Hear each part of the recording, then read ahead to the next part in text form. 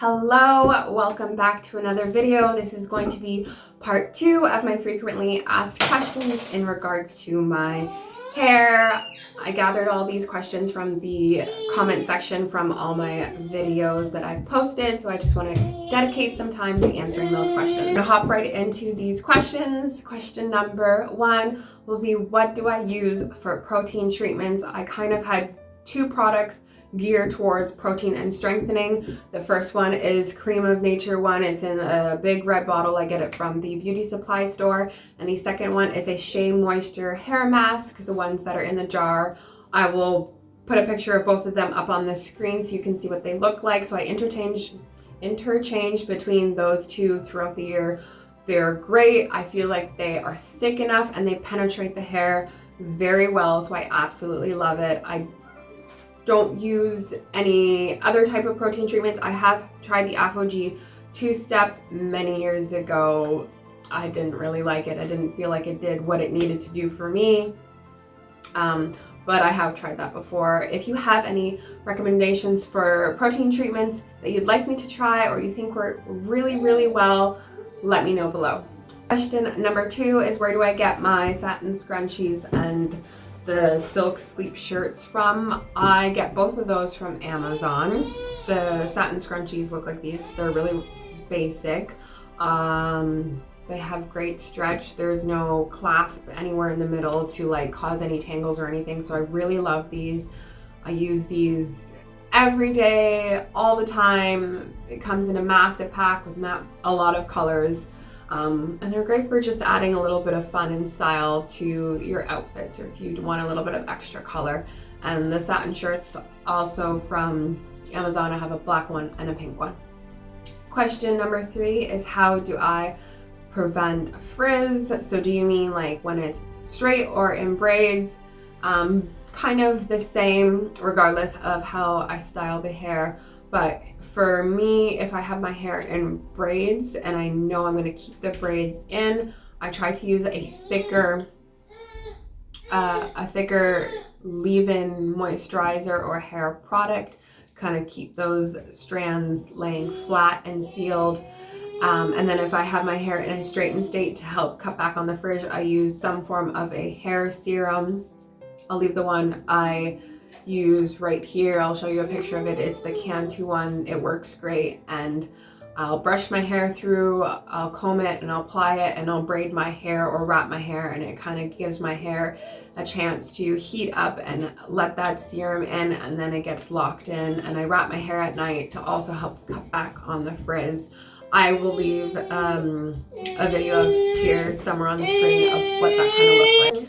Question number 4 is, am I tender-headed? This is such a great question, and I don't think a lot of people have asked me this before, but I would say I'm like medium tender-headed. I can have somebody touch my hair, but I don't like it, and it does always feel like it hurts. I won't cry, I'm not to that extent, but I don't like having people in my hair. But when I'm doing my hair myself, I do try to be gentle, but I can do it in a way that's a little bit more quicker, not as rough, and it doesn't bother me at all. I don't feel any pain or discomfort or stress at all, but I would say I'm like medium tender-headed. Question number 5 is, do I ever do a wash and go? I'm going to answer this as honestly as I can say, which is no. I absolutely hate wash and goes. Everybody has their styles that they love and hate. For me personally, wash and goes are it's just a no. It's just not worth it. I don't like it. I have done one wash and go for 2022. I'll put that video here. It was like a kind of success, kind of fail. I wasn't too excited about it. I just don't do wash and goes. Will I do some for this year in the new year? Maybe, yes. I think I kind of just need to find the right product combination, maybe watch some more other women on YouTube that are excellent at perfecting the wash and go, and kind of really see if I want to lean more into mousse rather than gels. I've heard that mousse can be a little bit more forgiving in the amount that you use. If you use too much or too little, you can kind of still work with it, versus gel can get a little bit more complicated. So I think I just need to find the right product combination for wash and goes and maybe attempt some for the spring or summertime. But for the most part, no, I'm not going to do a wash and go. Question: did braids help me reach waistline length? Yes, I would definitely say when I first started going natural, transitioning from relaxers, for the first 5 years or so, I really heavily leaned into braids, whether it was mini braids or just doing 6-10 braids in my hair and then kind of pulling it back into a ponytail or bun, and then maybe doing a braid out at the end of the week or so. But braids are so great, just giving your hair that chance to rest and to relax without all that extra tension and manipulation. I would never do the braids tight. I would still make sure to oil my scalp in some form or fashion. And when my scalp was getting irritated or itchy, I made sure to take them out. That is a big key. If you're ever feeling any discomfort with your protective style, especially braids, take them out. Redo it if you have to do it. Something is not right, but don't just sit there and try to endure your braids unnecessarily. But yes, braids are super great for helping reach longer hair lengths because they help you retain your hair. Next question, I don't even know what question we're on right now because Noah's distracting me with the numbers, but how do I use Cantu throughout the week? The Cantu Daily Oil Moisturizer, my favorite product on the entire planet.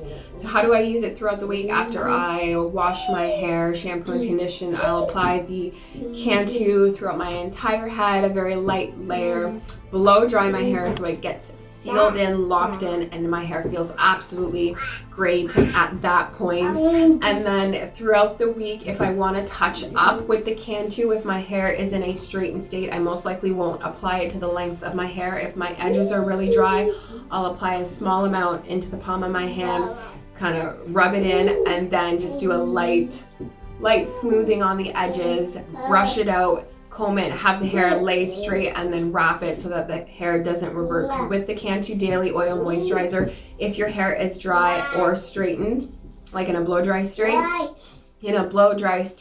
if you apply it to your hair, it will revert your hair. So if you want to maintain your straight hairstyle, be very cautious with how much you apply in terms of the Cantu Daily Oil Moisturizer. If I am doing just a stretched out style, I can apply the Cantu Daily Moisturizer multiple times to my hair throughout the week, into the lengths of my hair, and I'll usually do that and then braid my hair overnight and then leave it for a couple days and do a braid out. So that's kind of how I use that product. So it's just excellent for getting my hair prepped for a straight hairstyle as well as for braids and braid outs.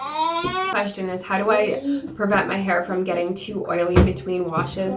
In all honesty, I don't really have that issue, as I am more prone to have extremely dry hair and dry scalp, and that's more of my concern. But if I do feel like my hair is getting too oily between washes, I honestly kind of just embrace it and then make sure I'm staying on top of the time between washing my hair. So no more than 2 weeks.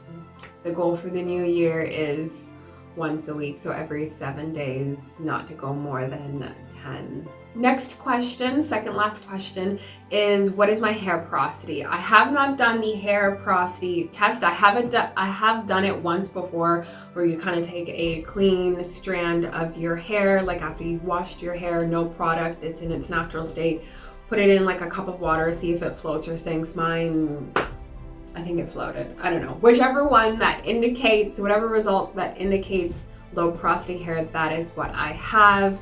My hair strands are super stubborn. They do not absorb product quickly. So I have to be more intentional with the type of products I use on my hair, the application, and oftentimes when it comes to deep conditioning, I will put my hair under a plastic cap or a garbage bag to kind of seal in some heat, because heat is great for helping open up your hair strands to absorb product. So I have low porosity hair, so I use more so lightweight to medium consistency products, so my hair has a better chance of absorbing it compared to super thick products. It's just going to sit on my hair. It's not going to absorb. So my hair is dry, but it's low porosity, so I just have to be a little bit more conscious when picking hair products. And the last question, which will be for this video, is what do I do for length retention? So I do have a video where I talk about 13 tips for like growing your hair and length retention and all of that. But in a nutshell, if I was to meet somebody for the first time and they were to ask me this question, which is such a great question, is low tension, low manipulation, keep your hair clean, keep it moisturized. And that's basically it. That's kind of like the secret to growing your hair and retaining your length and having it be healthy. Making sure your hair is clean is super, super important. Never let your hair dry out too excessively to the point where it's like, it feels like hay or straw in your hands. At that point, your hair is crying out for you to put something on it. And constantly pulling your hair back or up or down, or always brushing it or combing it or manipulating it, you're more likely to kind of rough up those cuticles, stress them out, and could potentially lead to breakage. And then with breakage, you're just not going to see as much retention as you could. So for me, you're going to see my videos. They're simple. There's lots of repetition. I don't do too much with my hair. If I'm straightening it, it's either going to be a half up, half down style, or leave it out, side part, center part, not too much pulling and brushing and all of that. I kind of just like to do my hair and then leave it and keep it in a healthy state. And that's kind of how you can help your hair retain any length that is growing. So just be conscious of that. And of course, with low tension, don't pull or tug too much. You don't want to put stress on your scalp and your cuticles. So that is it for today's video. Some more frequently asked questions. I will do a part 3 where I dive even deeper into some more questions that I've gotten recently within the past 6 months. So I hope you enjoyed this video. Give it a thumbs up if you did. Like, comment, subscribe. Leave any extra questions you have below, and I will make sure to answer them directly from your comment, as well as put them in a future video. I will see you in the next one. Peace out.